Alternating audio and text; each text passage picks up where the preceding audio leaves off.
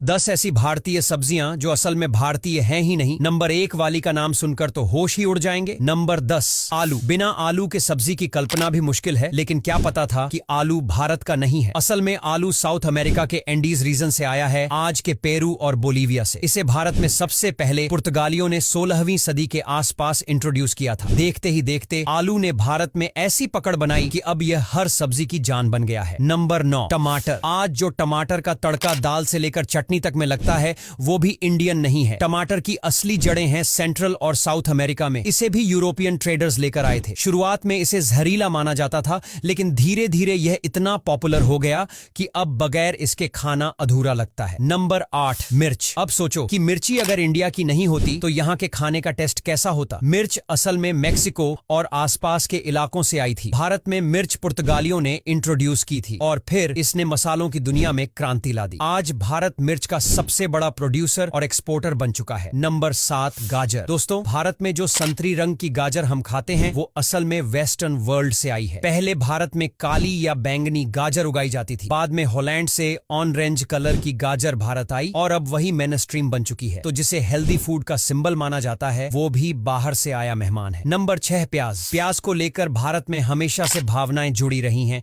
चाहे कीमतें बढ़ने पर हो या इसके कटने से निकलने वाले आंसू। लेकिन ये प्याज भी भारत की पैदाइश नहीं है।